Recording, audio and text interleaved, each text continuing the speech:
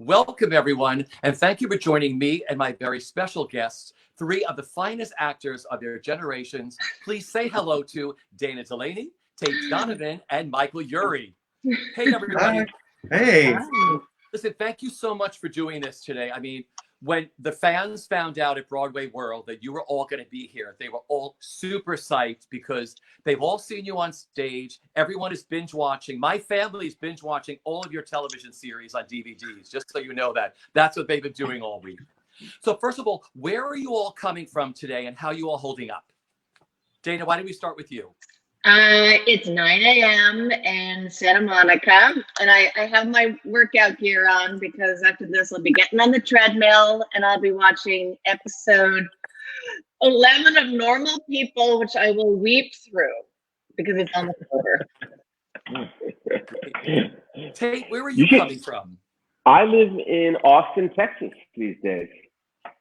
So, I'm doing pretty good, you know. I'm hanging in there. I miss New York and I miss LA and, feeling for those places that are going through a lot harder time than Austin, Texas right now, for sure. Michael, where are you coming from? I'm in Midtown Manhattan, in the thick of it. Taking the stairs and walking the dog a couple times a day, and but happy, healthy, well. I've got animals and a partner, and everyone's. My parents are in Austin, actually, Tate. And they're great. They're well. Do you want me to check in on them and bring them some gefilte fish or something like that? I don't know. Curbside service. Yeah. But I know. So I'm jealous of Austin because I know it's. We've thought about like going and staying with them and taking a break from here. It's just so like, how do you do that? How do you make a move like that? It's big. Yeah, getting on a plane is or driving. I don't know which one's tougher. Yeah, I know. You drive. Do you stay in a hotel or do you just drive straight through? Anyway, I'm sure that's what everybody's thinking these days. Everyone's playing out these different scenarios. Yeah, right. Michael, I'm in the heart of Hell's Kitchen, so we're in the thick of it here in New York. And it's like, the New York theater scene shut down on March 12th, and then the world shut down shortly after that. Like, how did you all find out? Where were you on March 12th? And like, were you able to process this whole thing right away, or did it take you a little time? Well, my birthday is March 13th. So I had a party planned on that Friday night, and one by one, everyone canceled. And I was like, are you kidding me? Come on, it's a restaurant. How bad could it be? But everybody canceled. I was the stupid one thinking, oh, it's not going to be a big deal. Yeah. Right. Yeah. Same here. I was in New Orleans shooting a pilot, and we shut down March 14th, I guess it was, around. And yeah, we were just, listening to the news from New York and thinking, oh, this can't happen. But when Broadway shut down and all the concerts and, South by Southwest and everything just started closing down, we just got this sick feeling in our stomachs, just like, oh my God, is our life over? Yeah. I was Michael, in LA. What was that day like for you? Yeah, I was in LA about to shoot a pilot, and I went early because I could sort of see. I saw this coming a little. I saw, and I was nervous, and so I thought I better get there and hunker down and stay well, so that when we shoot, I'm not sick. And of course, I get there and hunker down. So I got there and immediately started social distancing on my own from everyone in LA, and then every day, the NBA and then Broadway, and then as soon as ours got put on hold, I got on a plane immediately and came back. I want to talk about like filming things because everyone's trying to find the way back into entertainment. Like you watch all these series now and you're like, oh, they couldn't film that scene today. Oh my gosh, you look at a movie and you're like, that couldn't be filmed today.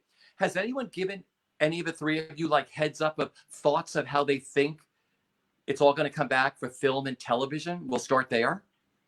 I heard that SAG is meeting daily, Zooming daily, to have these discussions of what will be the rules that will be laid out in the future to protect people. And we still don't know, it's still being worked out.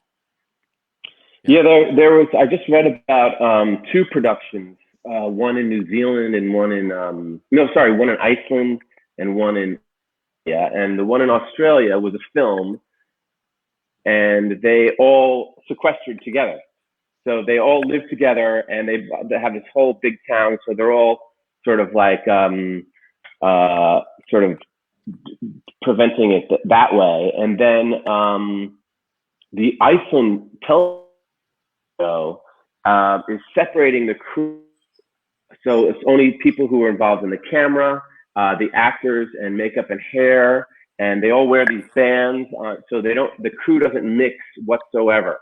And the prop people are separate from the grips, and they all have their time. It takes incredibly long. They all have duplicate crews. So if the prop guy gets sick, there's another prop guy right there, prop person, excuse me. There's lots of testing, and it's just, and they're also avoiding intimate scenes. They're like, they're going to shoot that at the end of the series. There's a scene where actors have to be really close. They're postponing those scenes until everyone feels as though it's safer, but it's prohibitively expensive. And, I think Dana had it right. I think the unions are really all over this. They're just like super protective of us and of the whole crew, and because nobody thinks that making a television show is worth anybody's life. Michael, what have you heard? I've heard that stuff, and I've heard that crowd scenes are going to be a while before, so background actors are not going, they're going to CGI crowds if they do crowd scenes, or they're going to have to rewrite things without crowd scenes for a while. But that's I hear so much of of what I hear is we don't know. Yeah, because they just don't know, because the information is so unreliable. Yeah, from above. I call everything the new now. I won't even use new normal, because the normal is going to change every day. We're never going to have a new normal is going to change. So I always say, everything is the new now. Every day is a new now. When this pandemic happened, were you able to get creative right away? Did it take you a while? For all the people I've spoken to who lost their jobs on Broadway, it was really interesting because, it's a different track you're on, because, a lot of these shows were supposed to open and you go from a rehearsal room to tech, you're doing changes, previews, and you're on that train, and then that train stops. And then you're told to go home. And it's like, what has just happened to us? And some people were saying, I was just so emotionally tired from putting a show together and emotionally drained of just trying to figure out what was happening in the world, that it took them a week or two just to figure out how to get their lives back on track again. So I was wondering, for you three, were you able to be creative right away, or has it taken you some time? This is the most creative thing I've done. Well, I just want to say I'm in awe of Michael Urie, because he is Mr. Creative. He has been nonstop. For me, it's mostly, Eugene Pack got in touch with me and said, "Would you mind reading this thing?" And I said, "Do I have to wear makeup? Because I don't know how to do my own hair." It was just audio. I was happy about that. But I've been really, I'm a little bit older, so I feel like I'm very happy to be watching old movies. And my latest thing is I am writing about movies. I've got this whole new thing going now where I'm watching old movies and writing about them from various sites, and I'm having a ball. So that's like my new job that I don't get paid for. Oh, you're a film critic? Yeah. Yes, more just just not a critic, but more just, what I feel about them and that kind of stuff. Well, that's Because awesome. you're That's obsessed great. with TCM like everybody else, including myself. Yes. You love Turner Classic Movies. I right? love Turner Classic Movies. I love Criterion. I love talking about old movies. I could do that for the rest of my life. Yeah. That's So, creative. did you get creative right away, or what was it like for you? Me? Yeah. Oh, sorry, I didn't hear. Did I get creative right away? I can't say that I've gotten creative right away. I sort of just sort of maintaining my life. I still ridiculously am working on this pilot, even though we don't know if we're ever gonna finish shooting it. I'm like, oh, it takes place in New Orleans. When I come back, I'm gonna have a perfect New Orleans accent. It's probably not working out. My character is heavily into orchids, so I've decided, oh, well, you know what? I'm gonna become an expert on orchids during this whole thing, and I'm failing miserably. My orchids that I bought are dying, and I can't get them to reflower. So I can't say that I've been extraordinary. I'm not impressed with myself. Let's just put it that way.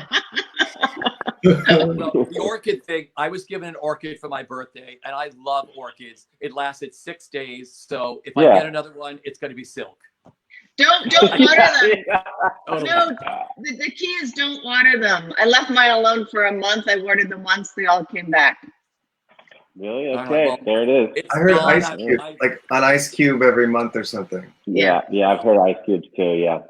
I tried the ice cube thing, but I still think I'm going silk. Silk orchids are the way to go. Yeah. So, yeah. Michael, you got creative right away, right? Well, I had there were a few things that I had outstanding that I didn't want to let go. So I produced this festival called Pride Plays last year, which was a big festival of queer plays, and we did it at the Rattlestick, and we were all programmed, and we were about to start working on it when the pandemic hit, and so one of the things we were doing to ready ourselves was I had agreed to doing a benefit performance of Buyer and Seller, this one-man play that I did, and it was going to benefit Pride Plays in the Rattlestick, and we had to cancel it, but it just felt like I was ready to do it, and we were ready to do Pride Plays, and so we had this idea, maybe we could do Buyer and Seller.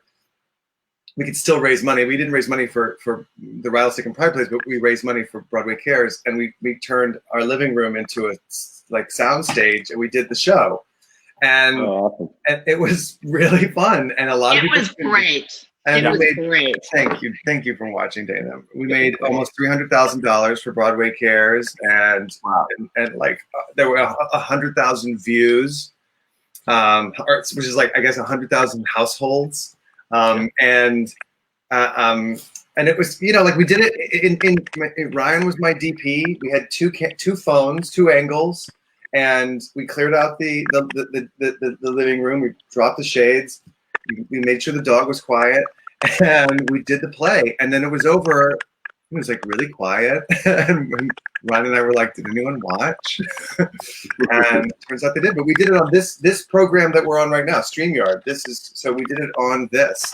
And Paul Wontorek from Broadway.com, he ran it from his house in the Poconos, and Nick Corey directed it from Indiana, and Ryan and I would, adjust the lights, and it was really thrilling. And then it was really, but then it was it had that feeling when it was over of doing a show where you've done a show and you have that adrenaline. But then it was this intense loneliness of not being able to do it again, and not having, not that I needed the applause, but that's although I felt the people, it was sort of going out into a void a little bit, but it was very exciting and very moving. And I think people were inspired to do other things. And now there have been so many wonderful things that have come out of the, sort of pandemic theater, like Gene's podcast, and the Apple play that they did at the Public, and the Sondheim celebration, of course, and now we're going to do Pride Plays online, in June over at playbill.com. We're going to have a bunch of workshops and some performances at night. And we'll see if we can like find some magic there too. But it helps. I will say it really helps that I have a quarantine mate who knows how to make things. You know, Ryan knows how to produce and film, and I know a little bit about that too. So like we've worked under shoestring budgets as producers and directors and stuff. So like we weren't daunted by the task of DIY filmmaking in our apartment, and it's been fun. It's been fun. Although I will say everything that I do in quarantine is twice as exhausting as doing it in the real world. Like 3 hours on but Zoom. You're doing everything. You're putting the props. Yeah, well, that's true. You're doing everything. But I find 3 hours on Zoom is like 10 hours. Totally. Yes. It's so exhausting. Well, I want to get into the podcast. What a great idea. You are all a part of the PAC podcast, which is a new spoken word series featuring star-studded cast performing short comedy plays by award winner Eugene Pack. It is officially launched online and will benefit the Actors Fund and Feeding America. What a great idea to do this. How did you all get involved with the PAC podcast? I had worked with Eugene before, you know, doing these plays that he writes. They're fun little comedic kind of O. Henry type plays. And I had done them live before. So then I think probably all of us have. And then he just emailed and said, you know, do you want to read this one? And it was with Tim DeKay, who I love, and Constance Forsland and Paul Greenberg. And it was just a fun little piece. And I said, yeah, sure. It's called Shakers. And Eugene like writes these things that are like radio plays, you know, so it was kind of the perfect medium for that. Well, let's talk about the play that you do. I'm fascinated about. Talk about who you play and what your obsession is in this play. It's so silly. I'm obsessed with a salt and pepper shaker that I must have. That you get from Bed Bath and Beyond. And then because my obsession turns into too much, and of course it ruins my life. I love that. Now, Tate and Michael, how did you two get involved in this? Well, the same way, you know, we both worked with on Celebrity Autobiography, which is another show that Eugene and Dale put together, which is a riot, and we had so much fun doing. I've been doing it for, I don't know, 12 years or something like that. It's just a blast. And you know, it's funny. He like, you know, Eugene like, you know, emails me and he's like, hey, listen, I've written this play. You know, is there any way you would consider doing it? You know, we can shoot it any time. You know, check your schedule. Let me know. I'm like, check my schedule. I'm free. I'm totally free. I'm available. So yes, I just, you know, of course, you know, it's so much fun to work with Eugene and Dale, and you know, they get the greatest actors, and it's just fun, great, light material, and you know, it's a blast. I wouldn't want to be doing anything else that night, you know. Michael, how'd you get involved? Yes, Celebrity Autobiography. I've been doing it like Tate for 10 or 12 years, and it's the most reliable gig I've ever had, because it's always so fun. There's always an amazing group of people, you know, random people that show up to do it. You know, Debbie Harry to like Richard Kind. You just never you'd see these people in a room and you're like, wow, look at this. We've got you know, Mo Rocca and Carol Kane in the same room together. It's like very like you just never know who's going to be there. And the show is always funny. It's foolproof. Scott Adsit, who does it a lot, he says it's relaxing. It is. I mean, it's like if you work hard, it doesn't work, and so it's just so much fun doing those shows. And so then Gene writes these great.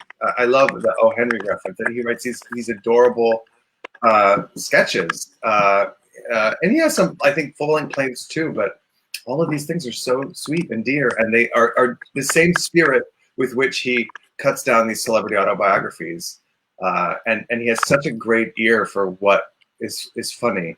And then Dale, my scene in April in Paris, the one that I'm in, is with Dale Rayfell, Dean's wife and producing partner on all these, and she's running off to Paris in hopes that she's going to fall in love, and I'm her boss. I'm her. I play her lover in it, who wants to take her to Paris. That's you. Yeah, that's me. I'm the bad guy. You're the bad guy, and I try to keep. We all had to sing "April in Paris," which I had never heard before. Had you heard before? Did you know that song before? I had heard it, but I didn't really know it. I mean, I had to like listen to it, and then Yeah. the first time I sang it, they were like, "That's not really it." It's not an easy song, "April in Paris." No. It's very complicated. No. I was kind of like, geez, could you pick a different song? I mean, you can't just ask people to do April in But Paris. the title is April in Paris too, isn't it? Yeah. Yeah. The whole every scene, the song is sung a different version. Like Frank Sinatra or Ella Fitzgerald, and it's great. It's very clever and sweet and funny, but hard. Yeah.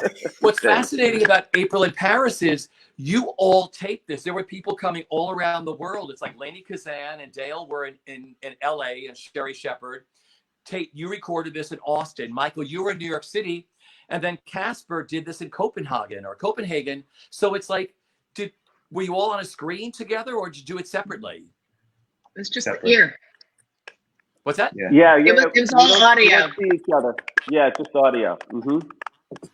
So you just record your parts, or are you hearing the other people? I read with Dale.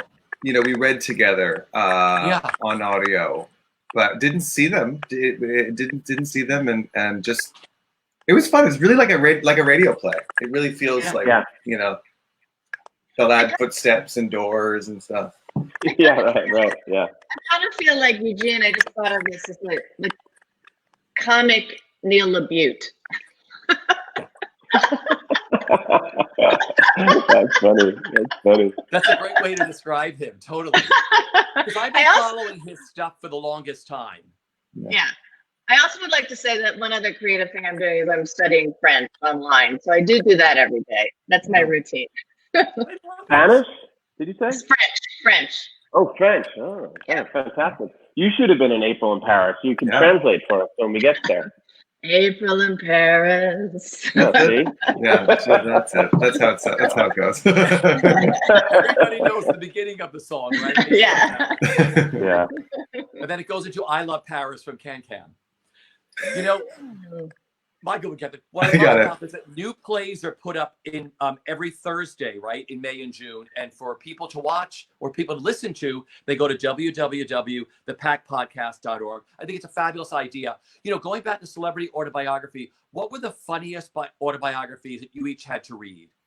Dana, you haven't done celebrity autobiography. No, I'm jealous. Eugene asked me, but I couldn't do it. But I look forward to doing it. Yeah. Yeah, you'd be a great have a great time. You'd be a great Liz Taylor, Dana. Yes. Oh, that would be good. Yeah, that would be good. What are some of the fun ones, Tate, that you've read? Well, I tend to read Kenny Loggins, which is hilarious. He's just, but it's really funny. A lot of young people have no idea who Kenny Loggins is. So I was like, hey, maybe we should play some of his hits. And they're like, no. Just go out there and be pretentious and read and new age, and everyone will get it. But I was just thinking about Fred Willard, who I met. Michael was talking about how the craziest, the biggest stars in the world come and do this, and I got to work with Fred Willard a couple of times on it, and I mean that guy was such a sweetheart and so funny. I mean, he'd read a bank statement and make it hilarious. I mean, he just had this casual, straight gift that I remember just listening to every celebrity, autobiography he read. I would hang out backstage and just like listen to him. He was just a genius, that guy. I'm bummed that he passed. He was such a sweetheart. Yeah, he was great. I did it with him one time. He was so good. He was so funny. Yeah, I know. He's so good. Yeah. That's the is that you.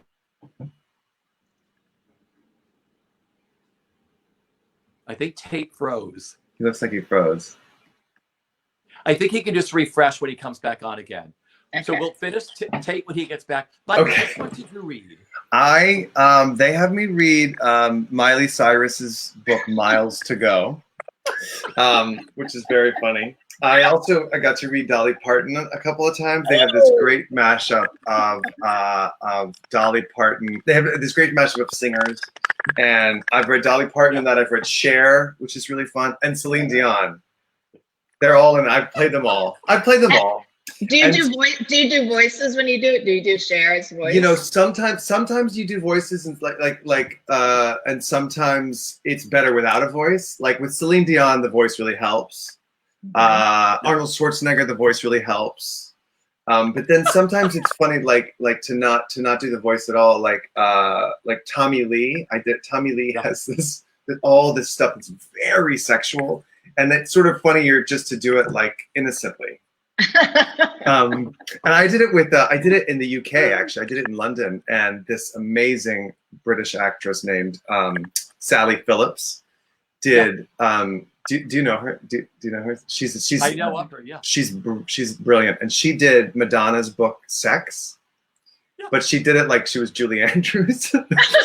And so sometimes it's funny to do a little bit of an accent, and sometimes it's better to just to put nothing on, because the edits are so brilliant. What they the way that they've crafted it, because it's in their own words. We read these autobiographies from their own words, and it's insane what they write about. And sometimes you think this person didn't write enough, and so the editor said, okay, what's in your fridge? And then that's a chapter. Literally, like there's a chapter in Sylvester Stallone's book that's like in my freezer right now, and that's it. And then Paul Anka has a book, and he's like, at a Chinese restaurant, I will have, and you just think that he didn't have enough to write, so he got prompted. It's amazing. I have that sex book. I have that Madonna sex book. That's a collector's item. I have it too. The metal cover. Yes. Yeah. Yeah. And it came in like it was like Mylar aluminum foil. It was wrapped in. It's a beautiful book. It was all shot at the Old Gaiety Burlesque, which was the stripper club next to the Lunfontaine Theater. There are a lot of celebrities in that book. Udo Kier, who I love from all the Warhol, like Flesh of Frankenstein and Dracula. You have to look at the pictures. Udo Kier's in there. I did a movie with Udo Kier. People in there. No, you didn't. Oh, welcome back, Tate. Tate's what back. Do you do with Udo Kier? I'm obsessed with him. It hasn't come out yet. It's a movie called Swan Song. He's incredible. He plays this hairdresser in a small town. He's a trip. You had the best time working with him. Tell me you had the best time. I had a really good time working with him. He is a trip. He's kind of exactly what you imagine he would be like, I would say. Because the thing about movies, like Dana, for you, totally.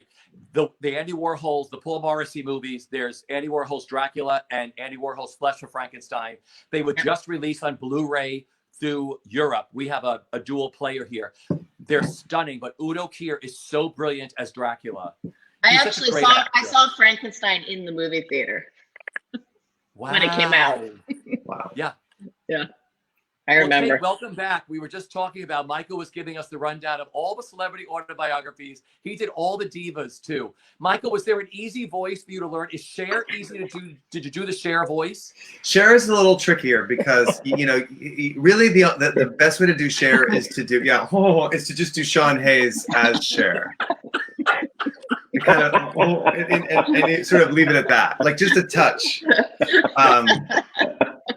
The Dolly Parton is the easiest to do because you just kind of like twang it a little bit, and then Arnold Schwarzenegger is tricky because you don't want it to go German because he's Austrian and it's close to German, and like if you go too fast, it's like becomes like this like German thing, and it's weird. It's the wrong idea. But I was saying, Tate, because like when you do Kenny Loggins, you don't do a Kenny Loggins impression at all, because sometimes it's better. Who knows? Kenny Loggins. Yeah. Sometimes it's better to do nothing. It's funnier to do absolutely nothing. Right. Yeah, I heard you talking about how yeah. they don't have enough to write about. I don't really necessarily blame the celebrity for writing these unbelievably narcissistic things. I kind of blame the editor. Like, why let someone say this about us? Or please cut it down. I'll say some incredibly narcissistic things in my life, but fortunately, I have a wife and a child who will be like, "What are you? That's so stupid. Do you realize how dumb you sound?" And I'm like, "Oh, okay, right, yeah, you're right. Oh my god." But yeah, it's all those moments where somebody didn't tell the story to, Yeah. Like Suzanne Summers' book of poetry. Oh. I was just asking if she could do one of these celebrity autobiographies. Is there an autobiography you would like to read? Oh boy. Like from an old movie star or something, from the TCM years. Yes. Yes, Ava Gardner's. Yes, Ava Gardner's. I would like to do that one. Yeah. Mm-hmm. We're on a Dietrich bend now. We just got the Blu-ray set of all of Marlene Dietrich, Joseph von Sternberg movies, all on Blu-ray, from Morocco to Lady of Shanghai Express, everything. So we're running through those, and they're pretty amazing. Someone just put on Twitter today, which I never knew, I hope it's true, that in Destry Rides Again, that James Stewart and Marlene Dietrich had an affair. I kind of like that idea. Yeah, she had an affair with everybody. That was what you did back then. Yeah. Aren't you supposed to? I mean, I thought that was part of the deal. That's why she was great. But I love the idea that you'd want to read the Ava Gardner book, because I was fascinated when my husband and I first got together. We used to go to Studio 54, and we used to go on Sundays, Mondays, and Thursdays, and we had just danced to Cher's Take Me Home, and we sat on the Mylar couch, and who was sitting with us? It was my husband Preston, myself, and smoking a cigarette, Ava Gardner, and we had a 30-minute conversation with her, which goes down as one of the top 10 best things I've ever done. She was just the coolest. We just talked about Hollywood and everything else, but it was like, I'm like, Preston, look who's sitting next to us. It's Ava Gardner. And she was so down to earth, but a movie star from the old school, really fascinating. Oh, wow. You're so lucky. Well, I want to go back to this podcast because, what's benefiting from the podcast is the Actors Fund and Feeding America. And, last night I made a nice donation to Feeding America because I had heard of Feeding America, but I really didn't know what they did. Boy, these are really special organizations. What do these organizations mean to each of you? Especially now with what we're going through. I know Feeding America because I had worked with them for a while because I have a lot of chef friends. And, there's a lot of kids now who are not getting food, there's a word for it. It's a weird word. Food, what is it? Food something. But anyway, because they usually get their lunch at school and they're not going to school. So they don't have any lunch because they can't afford it. So it's that kind of thing where it makes people who just, are lower income people get food. Yeah. I mean, it's literally even $1 you donate gives so many meals to people. I mean, people don't have to donate a lot of money. Even the smallest amounts of money at Feeding America, $1 will feed like 10 meals or something. When I was reading it, I was fascinated by that. Michael, what these organizations mean to you? Well, the Actors Fund is such an incredible organization that has for many years now been available to people in the entertainment industry who need anything, but especially healthcare. There's the Al Hirschfeld Free Clinic in New York, where people, if you have a pay stub from an entertainment job, you can get seen by a doctor for free, and they have the retirement communities, and they have resources for people who are hard up during any time, but obviously now, because everything is on hold, I think the Actors Fund and A-Step and Broadway Cares, they're getting pulled in lots of different directions, and they're really getting taxed. So it's really helpful. Like everybody's sitting at home watching, binge watching TV shows. but no TV shows are getting made right now. And so, it's not just like people who appear on them that are working. It's all the people that make them, all the people that distribute them, all the people that broker the deals. All of those people are out of work right now, and the Actors Fund is helping any of those people. It's not just like movie stars, TV stars. It's anyone in the show, in the business we call show. Yeah. Tate, for you, what Feeding America and the Actors Fund, because of course, this podcast is benefiting them, what these organizations mean to you, especially now. Well, Feeding America is great. I've known about Feeding America. As a matter of fact, every week I've been going to food banks and giving big boxes of food to these in little towns or in the big city here. I mean, people are laying up for miles. I mean, hundreds of thousands. One day we gave out 2,000 families got food from these food banks, and it's good food, and it's an incredibly efficient organization. It is picking up the slack for all these people, and there are hundreds of thousands of families that are going hungry, and it is a hard time. And when you see, they drive up, you got your mask on, and they open their truck, and you stick this box of food, like really good food, and in their trunk, and you just see the smile on their face or the gratefulness on their face. It's one of the best things I've done throughout this COVID crisis is volunteering for food banks, and they're all supported and connected through Feeding America. And it's kind of it's extraordinary how they'll have an excess of potatoes up in Wisconsin, and they know about it, and they get some trucks that are empty that have to go back to LA, and it's incredible how well organized they are. So anything you can do to support Feeding America, your money and your time is going like directly and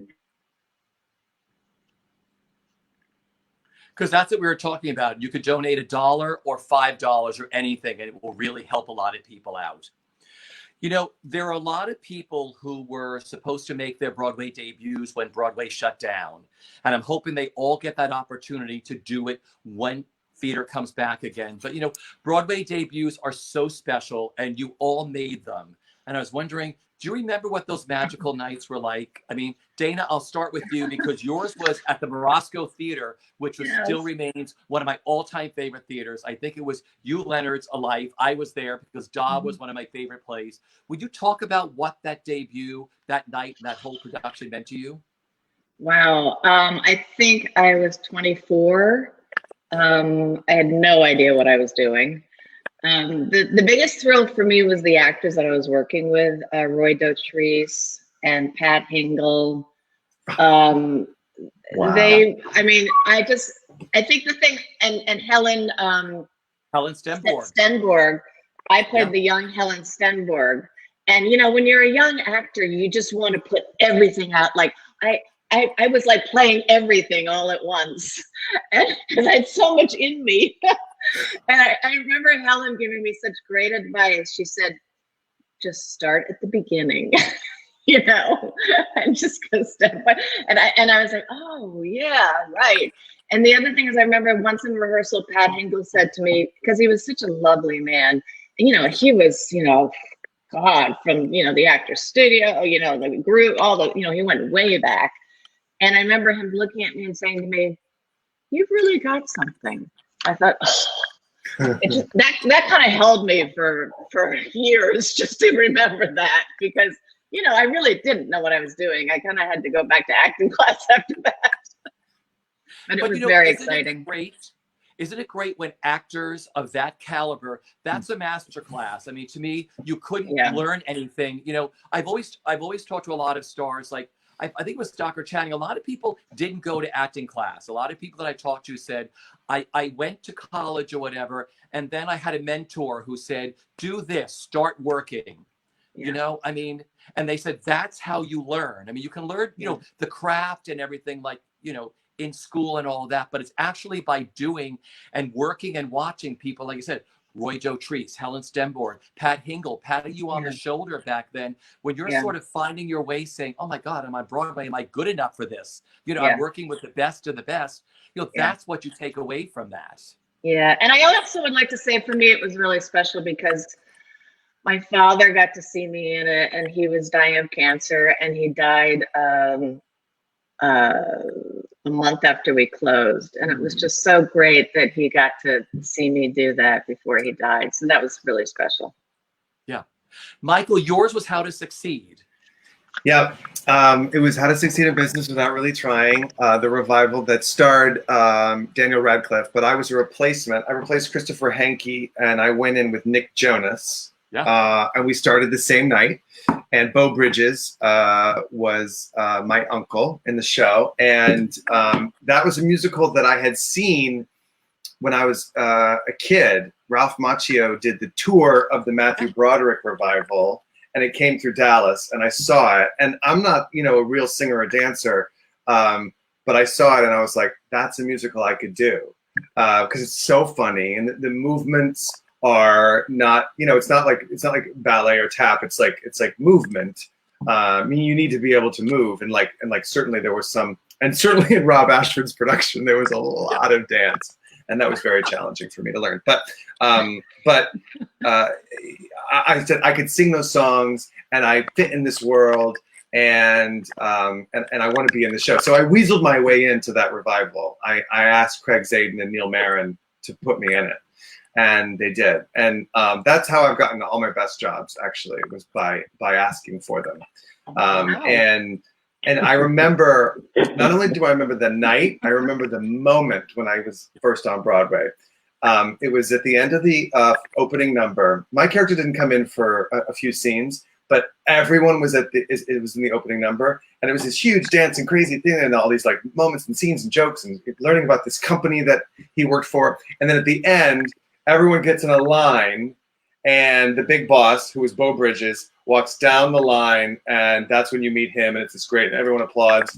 And I was at the very top of the line, so I was all the way upstage. So I remember my entrance, which was basically just this.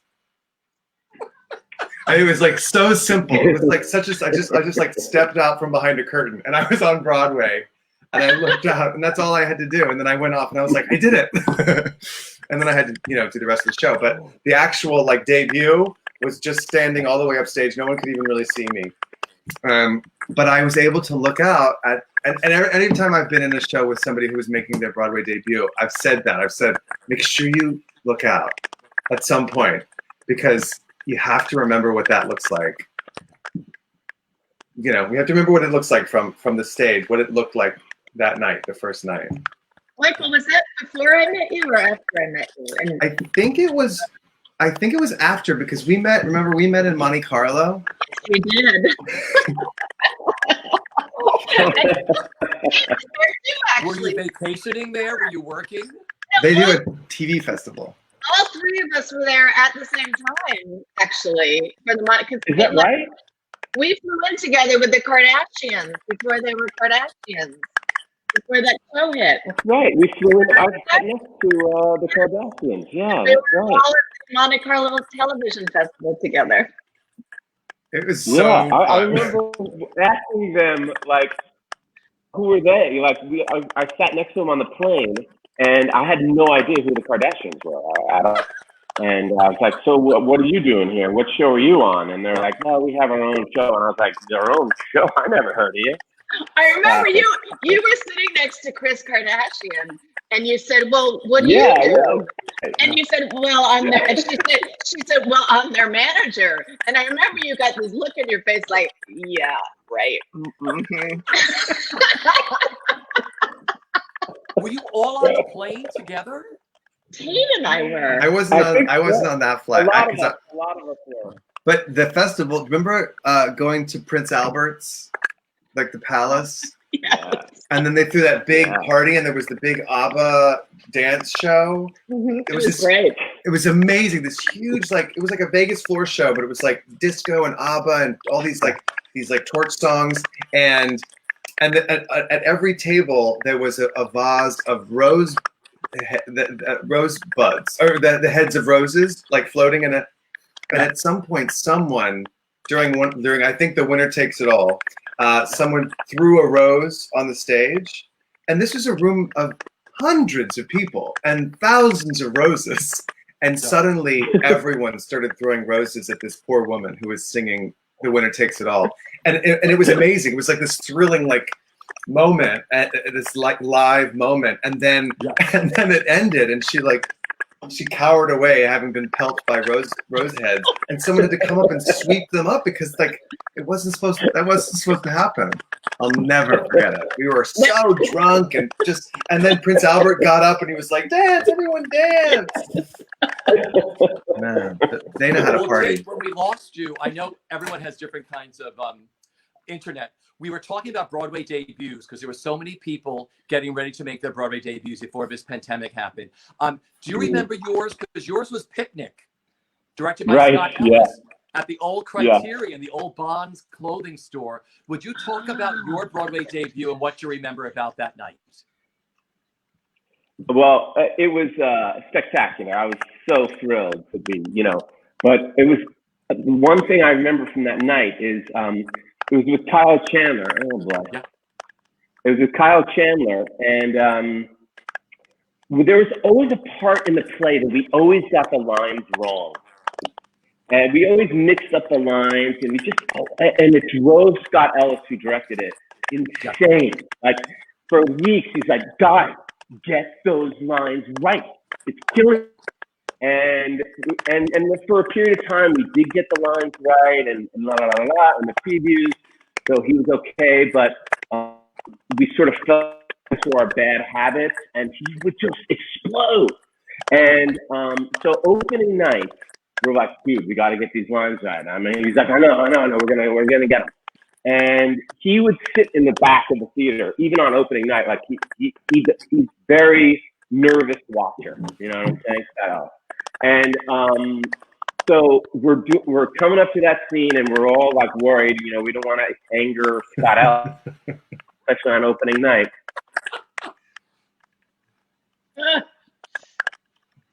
It's like a cliffhanger. I know what happened. I want to find out what happened. You gotta know what happened. Everybody hang in there. This is what the internet's like when you're in Austin, Texas. I'm sure they're sharing. I'm sure his internet's being shared by 5,000 people. That's like, isn't Austin Tech City or something? I think it's like where the internet started.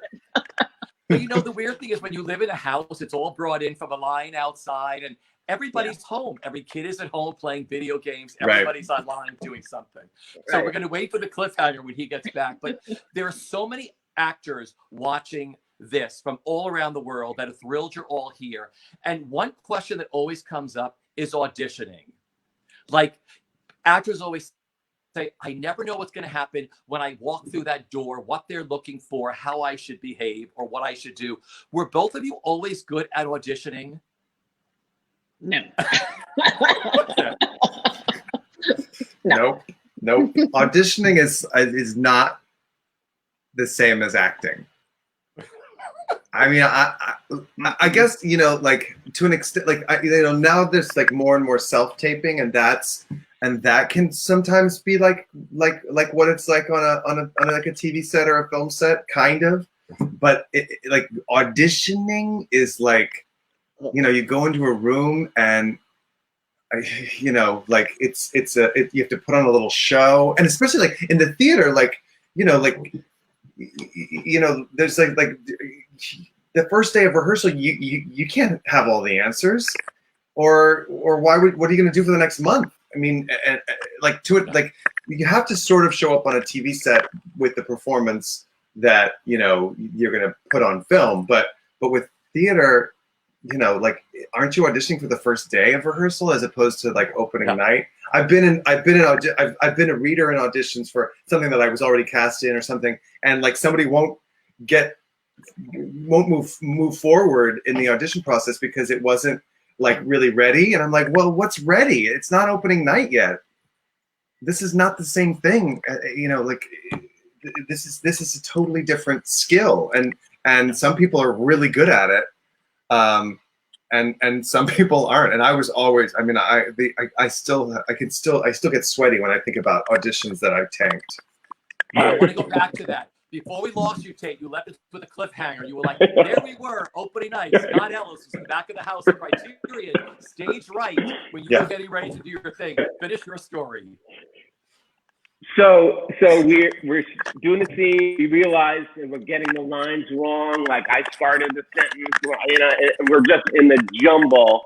And in the corner of our eye, and you know, the blackness of the audience, the doors fly open, and Scott Ellis has ran out of the theater, opening night of his own play, and you know, he just like, and we were like, oh God, we're in trouble. We just like sagged in front of each other. We're like, oh no, and we were like, you know, he was very sweet. At the end, we were just like, oh, he's gonna kill us. He's gonna kill us. But it was opening night, and we got a standing ovation, you know. And he was in a good mood, and he was like, "You guys are the worst." You know, and we're like, "We're sorry. I'm so sorry."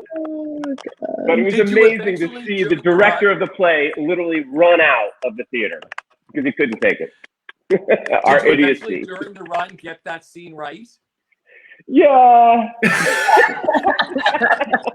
Was it a night that Scott was there, or you just told him, we did it perfect tonight? Totally, yeah. I think the stage manager would, like, you know, tell him, you know, Scott, they blew it tonight, or you know, they're doing better, you know. I think once actually the pressure of opening night was off, we got it easily, you know, like we totally forgot that we, you know, but classic. You should have bribed the stage manager with whatever they loved, champagne or red wine or something, and just say, please, in tonight's notes, just say that me and Kyle were perfect. Scott, sorry you weren't there to see it. Yeah. So when we lost you, Tate, we were talking about auditioning. We have so many actors of all ages watching around the world, and the question that always comes up is auditioning. And, you know, are you good at auditioning? And Michael was telling me he was terrible at it. He sweats through auditions. Michael, was there a horrible audition you gave that you actually got the role? Me? Yeah.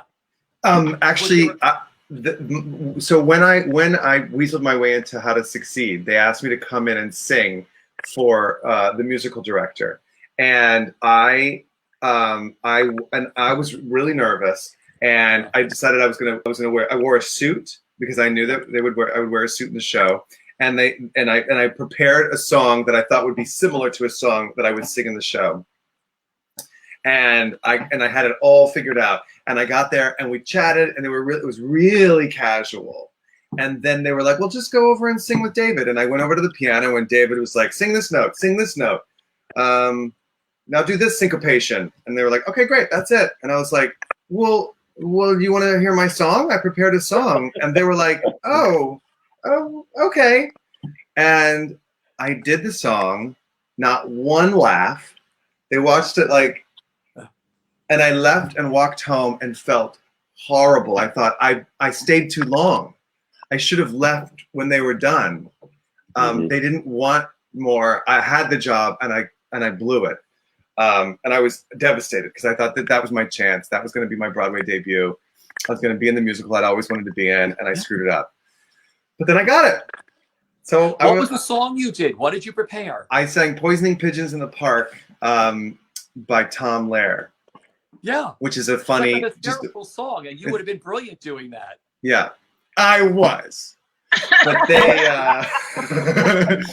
did not laugh. But they cast me, so it was all right. Dana, like I said, were you good at auditioning? Did you have a bad audition that you got a role from, or? I think auditions are a necessary evil, and they just have not figured out how to go around that. You know, and everybody should just be offered a job, is what I think. And I don't have a partner like Michael who can tape me and do self-tapes. I don't even know how to do that. I do remember I once had an audition for a sitcom, and I went in and I did it once, and you know, it was kind of like not good. And then I started it again, and I stopped halfway through, and I said, you know, I'm just not funny.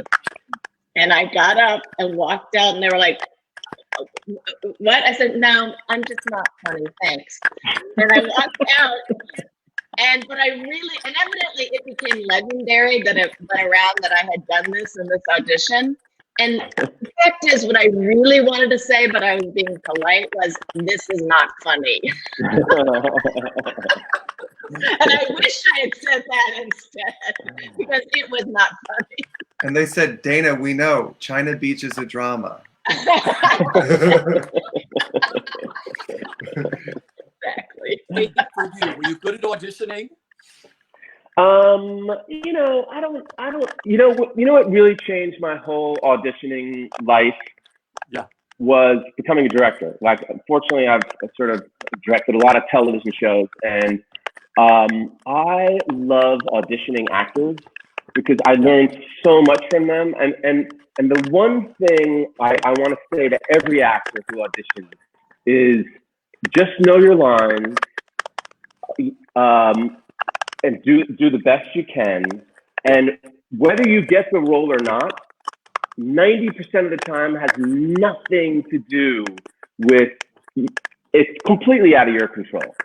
It's so out of your control. There's so many times where an actor has come in and just been perfect, it's been amazing, but he's just not what we're all looking for. And it's just sort of like, actors in general don't know what they're giving off. They don't know the good stuff that they're giving off. They don't know the stuff that's unnecessary that they're giving off. They should just give themselves a break and just enjoy it. And, you know, because Dana, you know, I'm with you. It's like, well, actually, I don't know, maybe I'm just the opposite of you. It's sort of like, I miss auditioning with people in the room. I mean, I'm not a fan of putting myself on tape because I love, you know, working with someone else and maybe the director or casting agent going, hey, try it like that. And then I'm like, oh, yeah, great. It takes me out of my head so much where if I'm just on tape, it's just me, you know, and it's very self-conscious experience. So anyway, just try to enjoy yourself, have fun, and, you know, don't get down on yourself. You know, don't be like Michael Urie and on the way home think, you know, I should have left earlier. I'm getting a mug made that says, "Don't be like Michael Urie, take dollars." It used to be like, be like Mike Jordan. Well, don't be like Michael Urie. You know, my final question for all of you is, what have you learned about yourself during this hunkering down at home during this pandemic? Well, this is not too different from my normal life, actually. Right? I mean, I'm very lucky, you know, that I can have a house to live in, and I'm by myself most of the time anyway, and I'm kind of a loner, so yeah, really not that different, I have to say. My husband is like that too. My husband's like, he liked to social distance a long time ago, so he's like, he has not been out at all. He's like, I'm fine with this. I can deal with this. So yeah, he's good with that. Michael, what have you learned about yourself during this stay at home? I don't miss parties. Yeah. I miss the theater and I miss restaurants. But I don't miss, you know, like, I don't miss that. I don't miss the obligations of like parties. Huh. Yeah. Beautifully put. Yeah. Tate, for you. You know, it's funny. I just am like, when the threat of all of it being taken away, I just like how much I love to work, how much I love to show up on set, how much I love to go to the theater and, you know, rehearse and work with actors and directors and crew. And, you know, I just, you know, in that moment where, you know, they shut everything down and, you know, we still don't know, the fact that, damn, I'm so lucky that I've gotten to live my life doing what I always dreamt of. I mean, like, I'm some kid from New Jersey. I can't believe that I got to be on a Broadway stage or on a television show. It's like, it's crazy. I'm just on my knees praying that I get to do it again. I hope it all works out, and because I really miss it and love it, and feel so lucky that I've gotten to spend a long time doing it.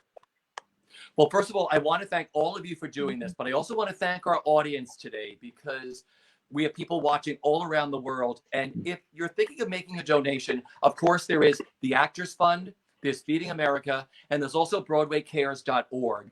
What's great about Broadway Cares is this was the 6 weeks that they normally raised all their money at the fall time with the Red Bucket Follies, where they go into the theaters and, you know, around the country and on Broadway, and they would raise over $6 million. They didn't have that this year, so they went online with their COVID-19 Emergency Assistance Fund. They have raised, I think it's well over $5.5 million, which they have already given to the Actors Fund. So it's like, if you're thinking of donating $1 or $5 or $10, think of these wonderful organizations that give back to either the arts or to Feeding America. And listen, this has been a dream. I've known all of you since you made your debuts, either at an off-Broadway show. I've spoken to you all on carpets. I was there for all your Broadway openings. And like I say, I thank you. All of you, stay safe.